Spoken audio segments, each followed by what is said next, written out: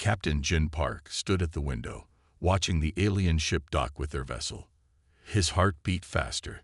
This was a historic moment. Humanity's first official meeting with the Galactic Confederation. Nervous? Commander Hannah Kim asked, adjusting her uniform collar. Jin nodded slightly. Wouldn't you be? We're about to meet beings from across the stars. The Earth had discovered faster-than-light travel only 3 years ago. Their first explorations beyond the solar system had quickly attracted attention. The Confederation had reached out, offering diplomatic relations with the newcomers to galactic society. The welcome package they sent was unusual, Hannah said. All those warnings about moisture protocols and liquid containment procedures. I still don't understand half of it. Jin shrugged. Different biology, different concerns. We've prepared everything according to their specifications. The airlock cycled open with a soft hiss. Jin straightened his posture as the first aliens entered the reception room. They were nothing like the movies had imagined. The beings stood nearly 7 feet tall with slender bodies covered in what looked like blue-green scales that caught the light in rippling patterns. They had 4 arms and moved with fluid grace. Their faces featured large, compound eyes and small breathing slits where a nose might be on a human. The lead alien wore elaborate decorations around its neck and upper limbs. Jin recognized this as Delegate Toll, the Confederation's chief representative. Welcome aboard the Earth diplomatic vessel Harmony, Jin said, offering the greeting gesture they had been taught. Arms open but not extended, head tilted slightly down. Toll responded with a similar motion. We are pleased to meet the representatives of Earth, the alien said, a small device at its neck translating the clicks and whistles into English.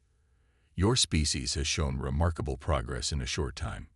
Jin gestured toward the conference room. We've prepared a meeting space. Please, follow me. The room had been set up according to Confederation guidelines. The air was kept dry, the temperature cool.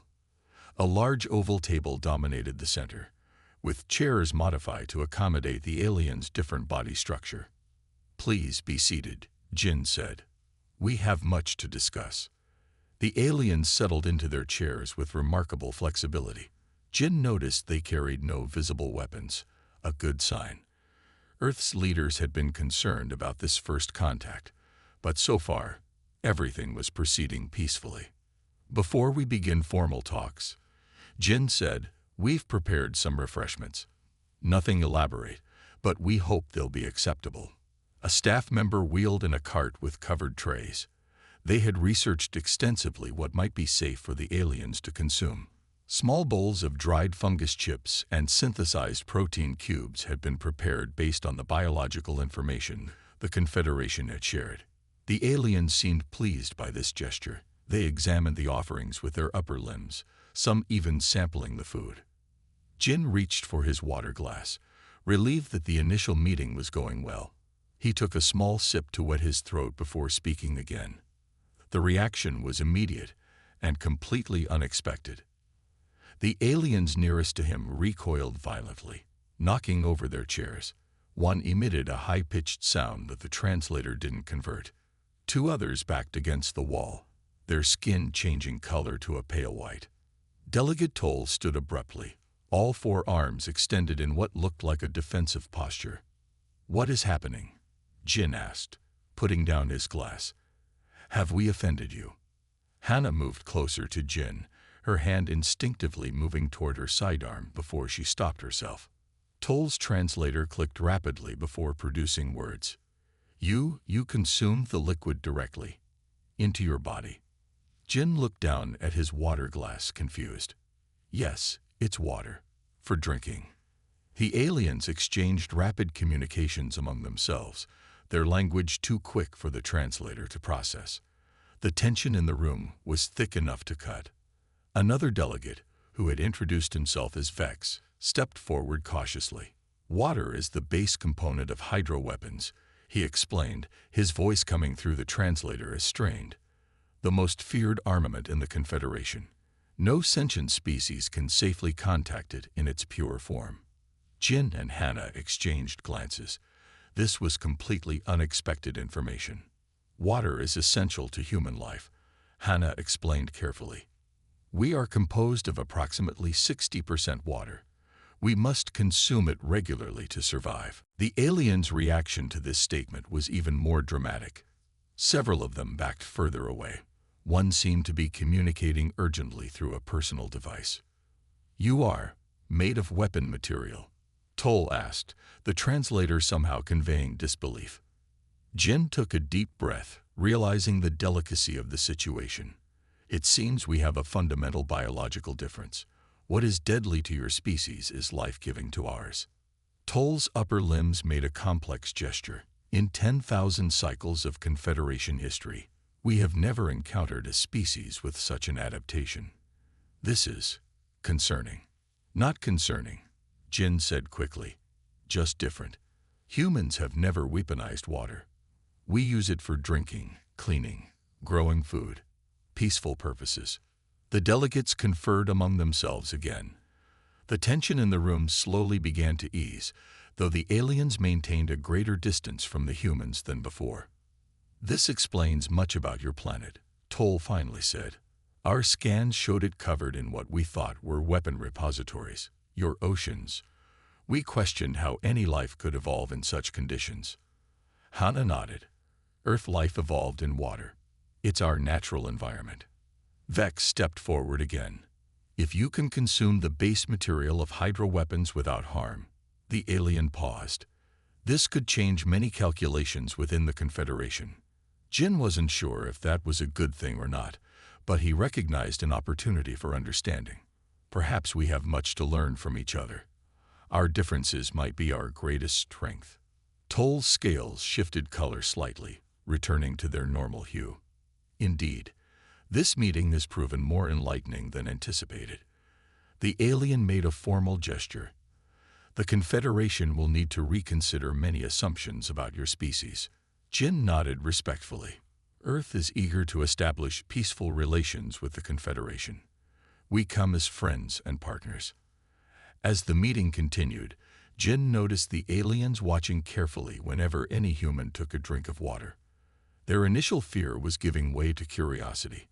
What had started as a potential diplomatic disaster had become the foundation for understanding.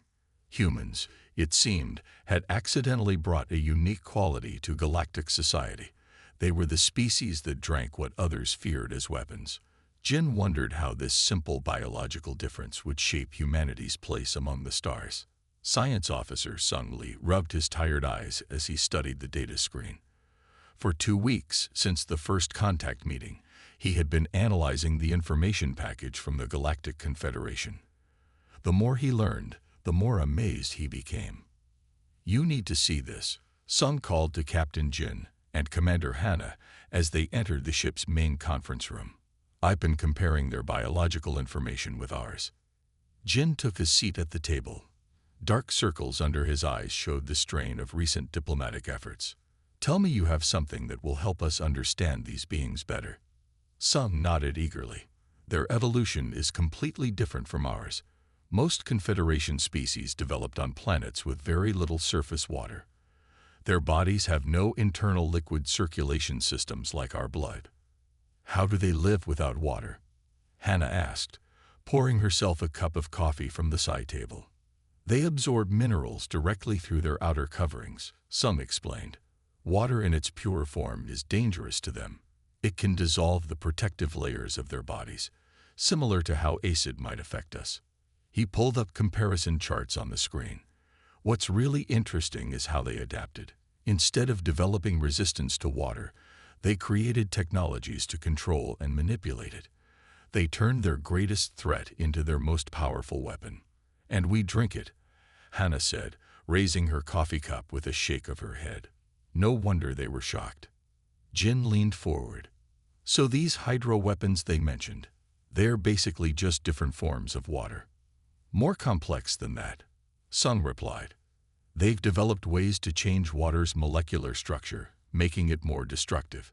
Some variants can eat through metal or create instant ice formations. Others can even separate into hydrogen and oxygen, causing explosions. Their conversation was interrupted by an urgent beeping from the communication panel. Jin pressed the receive button. "Captain, we have an emergency situation at the Luna Diplomatic Station," reported a tense voice.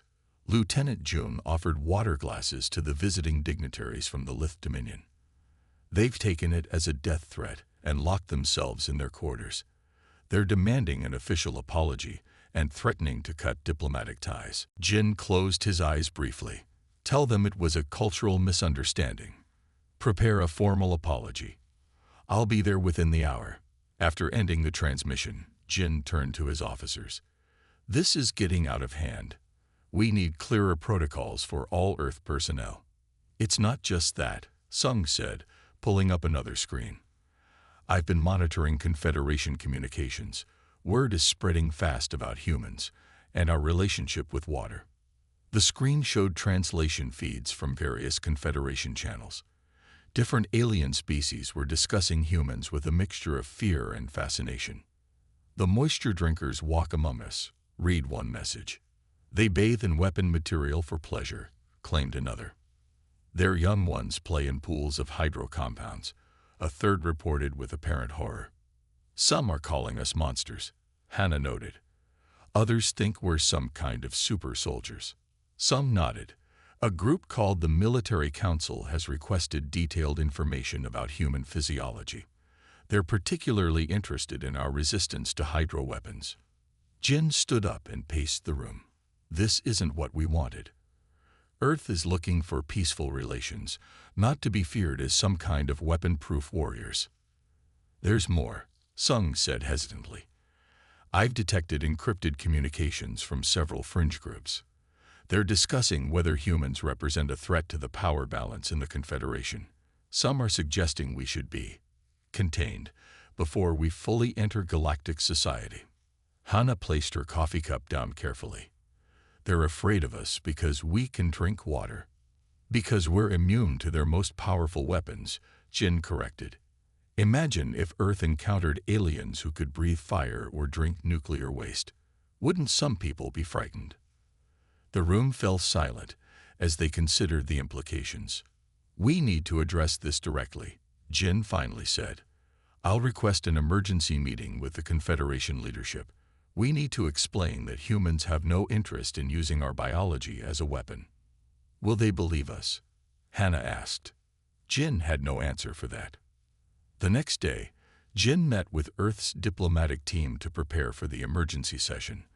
They gathered in the secure conference room at Luna Base, surrounded by visual aids about human biology and history. "Keep it simple," Jin instructed. "We need to make them understand that water is so fundamental to our existence that we never even considered weaponizing it." The meeting with Confederation representatives began 2 hours later. Delegate Toll and 5 other high-ranking aliens sat across from the human team, their postures stiff and formal. "We appreciate this opportunity to clear up misunderstandings," Jin began. "Humans have lived with water throughout our evolution. It makes up most of our planet's surface and most of our bodies. We cannot survive without it." He showed simple diagrams of human physiology. "Our bodies require water for nearly every function. We have never seen it as a weapon, only as life." Toll's translator processed his clicking response. "Yet you must understand our concern. Your immunity to our most powerful defense technologies creates a significant imbalance. Some council members worry this could lead to human dominance." "We seek partnership, not dominance," Jin assured them. "Earth has many vulnerabilities of our own. We need oxygen to breathe. Certain temperatures will kill us. We have no natural armor." A different alien leaned forward. "But you could walk through a hydrostorm unharmed.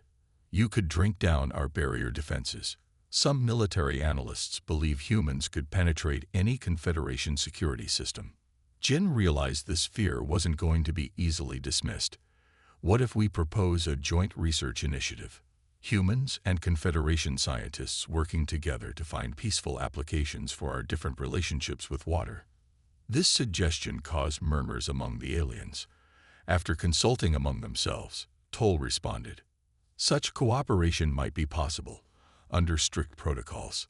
The Confederation Science Division has already expressed interest in studying human adaptations. Jin nodded, feeling a slight easing of tension.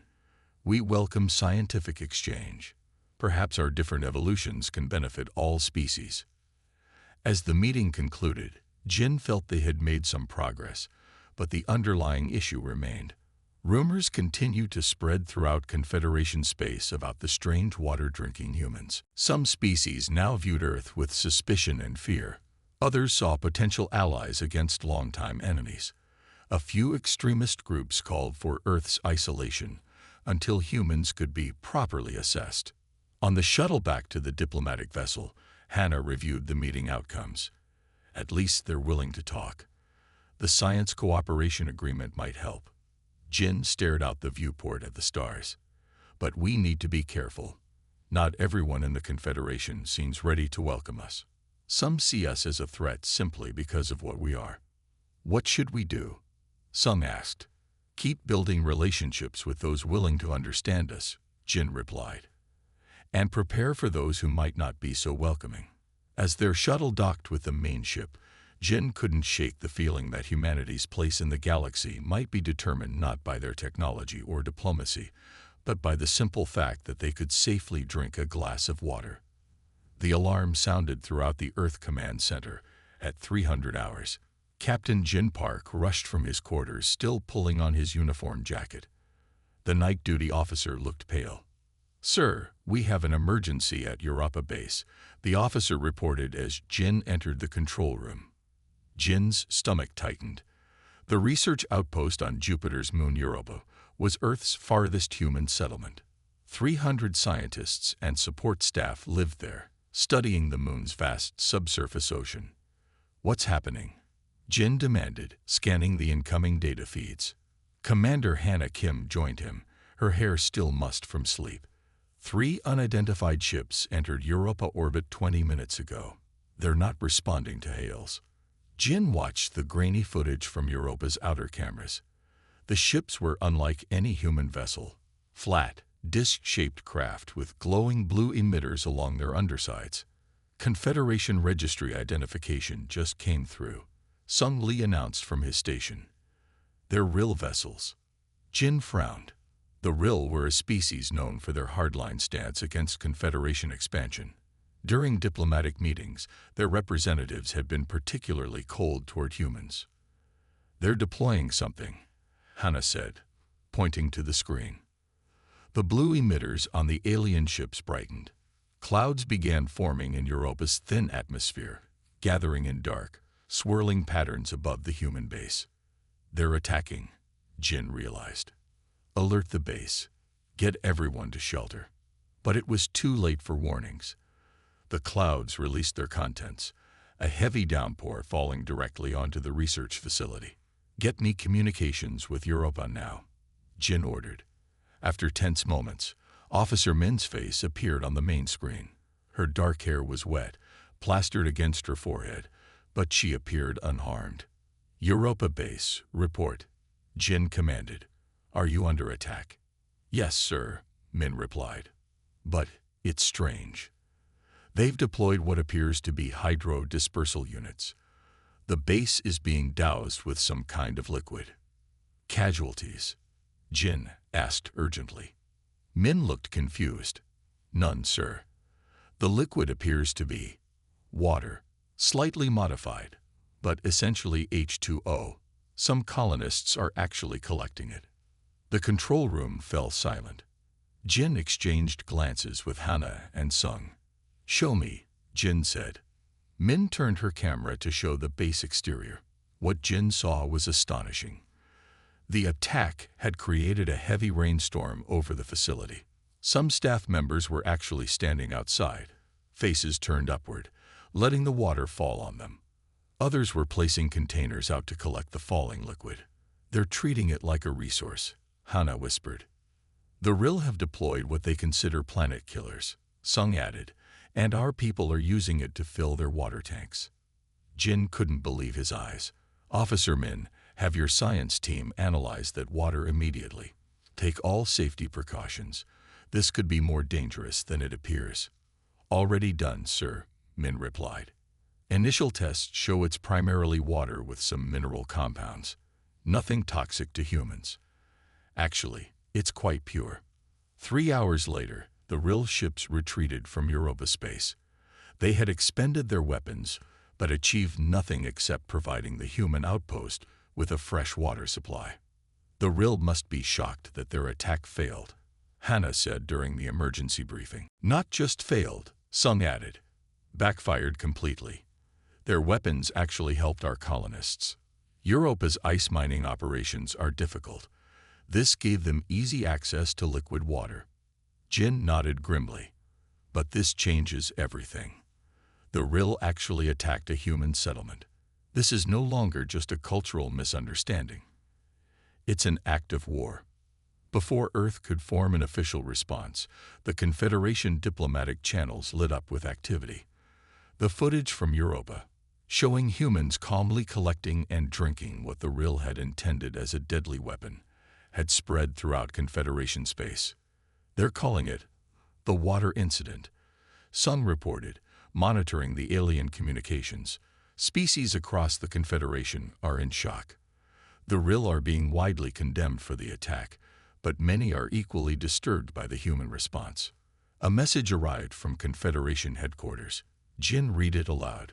The High Council requests an immediate conference with Earth representatives regarding the Europa incident and human biological capabilities. This is escalating quickly, Hannah noted. Jin nodded. Sung, I need your team to prepare comprehensive documentation on human physiology and our relationship with water. Leave nothing out. They need to understand exactly what we are and aren't capable of. And what about the Rill? Hannah asked. They attacked us unprovoked. One problem at a time, Jin replied. First, we need to make sure the Confederation understands we're not the threat here. 2 days later, Jin and his team arrived at the Confederation headquarters, a massive space station at the junction of 3 major trade routes. The meeting chamber was larger than any they had seen before, with representatives from at least 30 different species in attendance. High Counselor Mev, a tall being with crystalline features, opened the session.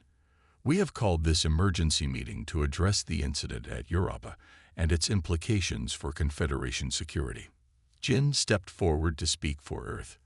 We come seeking peaceful resolution. The unprovoked attack on our research outpost was concerning, but we wish to avoid further conflict. A Rill representative rose. The deployment was a necessary test of human vulnerabilities after your species concealed crucial biological information. We concealed nothing, Jin countered calmly. Humans have been transparent about our physiology from first contact. We simply never imagined our natural biology would be perceived as threatening. High Counselor Mev gestured for silence. What concerns many council members is not just your immunity to hydro weapons, but your apparent ability to utilize them for your benefit. The Europa footage shows humans consuming weapon material directly. Murmurs spread through the chamber. Jin could sense the unease. What you call weapons, we call sustenance, Jin explained. Water is essential to human life. We did not develop this ability to gain military advantage. It is simply how we evolved. Sung activated a holographic display showing detailed information about human biology, how water formed the basis for blood, cellular function, and survival. Humans are approximately 60% water, Sung explained to the stunned audience. We require regular intake to survive. Our entire civilization developed around water sources. The council deliberated for hours. Jin could see various factions forming. Some species seemed fascinated by human biology, others clearly frightened by its implications. Finally, High Counselor Mev announced their decision. The Confederation acknowledges Earth's unique biology as a natural evolution, not a designed weapon. The Rill attack is condemned as an act of aggression violating our peace charters. Jin felt a moment of relief, but it was short-lived. However, Mev continued, human immunity to hydro weapons represents a significant shift in the balance of power. Therefore, the Council proposes a joint military and scientific commission to fully document human capabilities and explore new defense technologies. Jin understood the underlying message.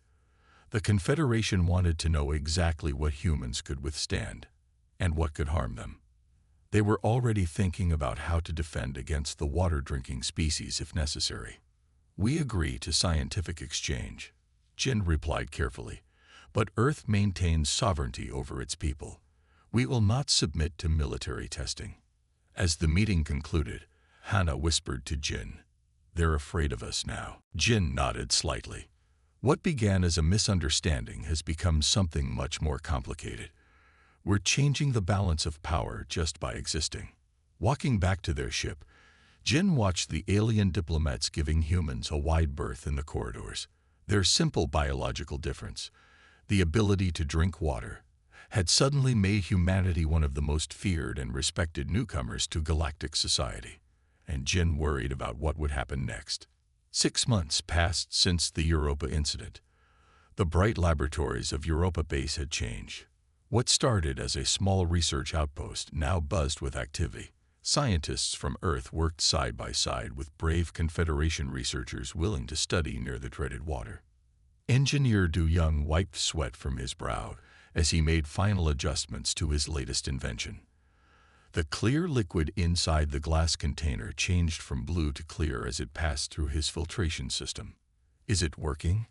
asked Sung Lee, who had joined the Europa team after the attack. Du Young nodded, smiling. "Perfect conversion. This system can now process the Type 3 hydro compound into clean drinking water with added nutrients." Sung looked impressed. "So what they designed to dissolve exoskeletons, we can drink as a health supplement." "Exactly," Du Young replied. "The molecular structure is fascinating. For their species, it breaks down protective coatings. For us, it provides extra minerals our bodies can use." The lab door opened, and Captain Jin Park entered with Commander Hannah Kim. They had both relocated to Europa to oversee the expanding research operation. "Progress report?" Jin asked, looking at the filtration system. Du Young gestured proudly to his invention. "We've successfully reverse-engineered 5 variations of Confederation hydro weapons. None are harmful to humans. Some are actually beneficial. This one," he continued, pointing to a different tank, "contains compounds that speed up plant growth. We could use it for farming in space habitats." Jin nodded, pleased. "Good work. We need these peaceful applications ready for next week's council meeting." Hannah checked her datapad. "Speaking of which, we just received confirmation. 23 species will attend, including the tall." "The tall?" Sung asked. "Aren't they usually neutral in Confederation politics?" "They've shown special interest in our research," Jin explained. "Their biology is slightly more water-tolerant than other species. Their representative has hinted they once had greater resistance." Later that week, Diplomat Jung arrived from Earth to help prepare for the council meeting. His successful negotiation of the Joint Research Initiative had made him a key figure in human-alien relations. "The political situation is complicated," Jung told them during the briefing. "Our water immunity has split the Confederation. Some see opportunity for cooperation. Others see us as a threat to the established order." "Any news about the Rill?" Jin asked. Jung's expression darkened. "Our intelligence suggests they haven't given up. They're researching weapons that might affect humans, targeting our oxygen requirements or temperature sensitivities. They fear what they don't understand," Hannah said. "We need to show them we're partners, not threats."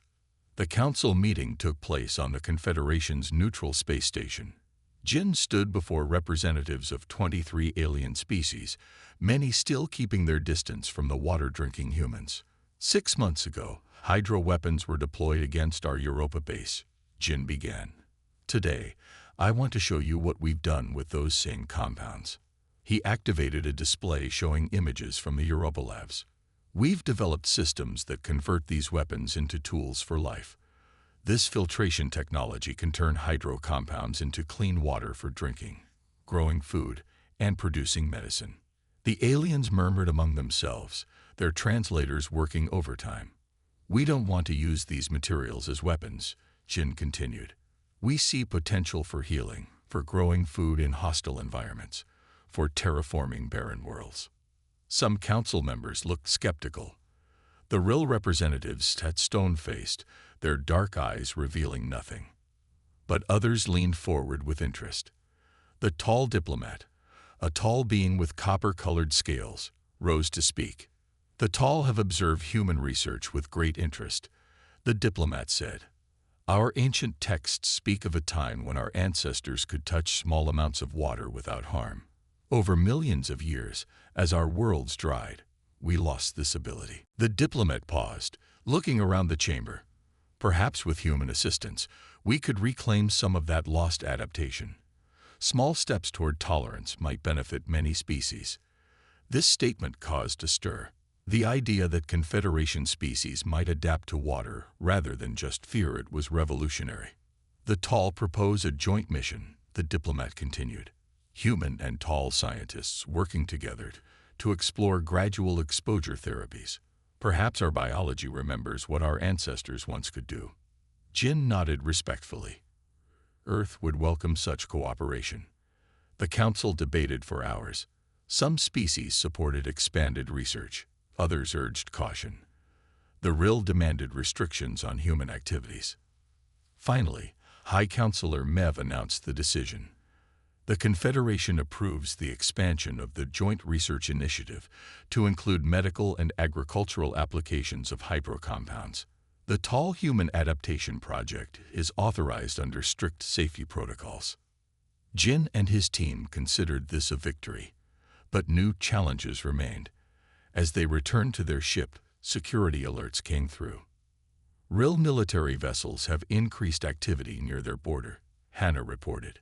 "They're clearly not satisfied with the Council's decision." Jin sighed. "We need to be prepared. Have Sung analyze everything we know about our biological vulnerabilities. If they're designing weapons specifically against humans, we need countermeasures." Back on Europa, the work continued. Du Young's team created more advanced filtration systems. Tall scientists arrived, cautiously beginning experiments with microdroplets of water. One tall researcher, Kel, worked closely with Sung. "My great-grandmother claimed our family once lived near a small water source," Kel told him. "Most thought her stories were myths. Now I wonder if they were memories." The first breakthrough came when Kel successfully touched a single drop of heavily diluted water without skin damage. The video of this moment spread throughout Confederation space, challenging centuries of fear. Meanwhile, human settlements expanded. Earth's water-rich environment, once considered a death trap by aliens, became a unique asset. Humans began helping transform hostile worlds using their natural ability to handle the most feared substance in the galaxy. But danger still lurked. Reports from intelligence sources warned that real hardliners were planning something bigger than the Europa attack. "They've determined our weaknesses," Hannah told Jin during a late-night strategy session. "They know we need oxygen. They know extreme temperatures kill us. And they have weapons designed to exploit these vulnerabilities." Jin looked out the viewport at the stars. What had begun as a simple misunderstanding about water had evolved into a complex political and military situation. Humans had accidentally upset the balance of power in the galaxy simply by being themselves. "Keep the research focused on peaceful applications," Jin instructed his team. "But quietly prepare defenses. Not everyone wants partnership." As human and alien scientists worked together in the labs of Europa, the universe watched and waited. Would the water drinkers bring a new age of cooperation, or would their strange biology lead to conflict? The answer remained to be written in the flowing currents of time. The warning sirens blared across every city on Earth. Families rushed to shelter areas as emergency broadcasts filled every screen and speaker. This is not a drill. Real warships have entered Earth orbit. All citizens proceed to designated safety zones immediately. In the command center beneath Geneva, Captain Jin Park watched the tactical displays with grim focus. 12 real battleships had appeared suddenly, using some new technology that had allowed them to bypass early warning systems. "They're deploying something," Commander Hannah Kim reported, her voice steady despite the crisis. "Atmospheric readings show unusual molecular activity." Jin nodded. Intelligence had warned this day might come. For months, reports suggested the RIL were developing a new weapon specifically designed to target human vulnerability. "Is Du Young's system ready?" Jin asked. Sung Lee nodded from his station. "Defense grid is active. Filtration arrays are online worldwide." Outside, people looked up as strange, glowing clouds began forming above major cities. The clouds turned dark purple, spreading rapidly. Then they released their contents. Not simple water this time, but a complex molecular compound designed to react with Earth's abundant water to create toxic clouds. "The compound is reacting with surface water and moisture in the air," Sung reported, "creating hydrogen sulfide gas, lethal to humans in high concentrations." Jin's hands tightened into fists. "Activate the countermeasures." All across Earth, massive towers that had been constructed over the past 6 months hummed to life. These filtration arrays, based on Du Young's revolutionary designs, began drawing in the toxic compounds. On the command screens, Jin and his team watched as the purple clouds were pulled toward the towers. Inside each array, the compounds underwent rapid molecular restructuring. "It's working," Sung announced with growing excitement. "The arrays are breaking down the toxic elements, and wait, they're not just neutralizing the attack. They're converting it to energy." Across the globe, power grids suddenly surge. Cities that had gone dark lit up again. Defense systems that had been strained to capacity found new reserves of power. The RIL commander's voice crackled over the emergency channel. "What trickery is this? You should be choking on toxic gas." Jin opened the communication line. "We've been studying your hydrotechnology for months, Commander. We learned that what's poison to one species can be power to another." On the tactical display, Earth's orbital defense platforms came online, powered by the converted energy from the RIL's own attack. Precision beams disabled the RIL warships one by one, careful to avoid destroying them completely. Within hours, the attack had failed completely. The RIL fleet hung disabled in orbit, and Earth's atmosphere was cleaner than before the attack began. Jin stood in the holding cell, facing the captured RIL commander. The alien's chitinous face was unreadable, but its posture showed defeat. "They turned our greatest weapon into their greatest strength," the RIL commander said, mandibles clicking in agitation. "How is this possible?" Jin looked at the alien calmly. "Because we never saw water as a weapon in the first place. We saw it as life. Your weapons are based on what you fear. Our defenses are based on what we love." The RIL commander was silent for a long moment. "The Confederation will not stand for this defeat." "This doesn't have to be about winning or losing," Jin replied. "It can be about learning from each other." 3 weeks later, the Galactic Confederation Council gathered for an emergency session. Representatives from over 50 species attended, with the Earth delegation given a central position. High Counselor Mev addressed the assembly. "The attack on Earth has forced us to reconsider many assumptions. The human response has demonstrated that biological differences need not be sources of conflict." Jin presented Earth's formal statement. "We seek peace, not victory. We invite all species to join us in research that turns these differences into strengths for everyone." The council deliberated for days. Some hardliners called for restrictions on human expansion. Others pointed to the peaceful applications already developed through the Joint Research Initiative. In the end, the Confederation established new protocols for interspecies relations that recognized fundamental biological differences as opportunities rather than threats. The Water Accords, as they became known, created special research zones where scientists from different species could work together safely. Human water expertise would be shared, while human scientists would learn from other species' adaptations. Even more surprising, several real scientists broke with their government to join these research efforts. "We have feared water for so long," one told Jin. that we never considered making peace with it. 5 years passed. Jin, now Admiral Park, stood on the observation deck of Earth's orbital station. Below him, the blue planet sparkled with its abundance of the substance that had caused so much fear and conflict. Beside him stood Hana, now Earth's ambassador to the Confederation. Together, they watched as the ceremony began in the station's main hall. 12 representatives from formerly hydrophobic species stood in a row. Each wore special protective gear designed by human and alien scientists working together. Before them stood small vessels containing single drops of water. One by one, they removed their protective gloves. One by one, they touched the drops of water. Not one suffered harm. They were the first graduates of the Interspecies Water Adaptation Program. Through careful genetic therapy and gradual exposure, these pioneers had reclaimed abilities their ancestors had lost millions of years ago. From weapons to wonders, Hana said, smiling. Who would have thought our most common resource would change the galaxy? Jin nodded, watching as human and alien scientists applauded together. Not weapons, he corrected gently. Just different perspectives. Below them, Earth continued its eternal dance, oceans gleaming in sunlight. What had once been seen as a planet covered in weapons was now recognized as a world abundant with life. In laboratories across the galaxy, the research continued. Some species might never touch water safely, but many discovered they could develop limited tolerance.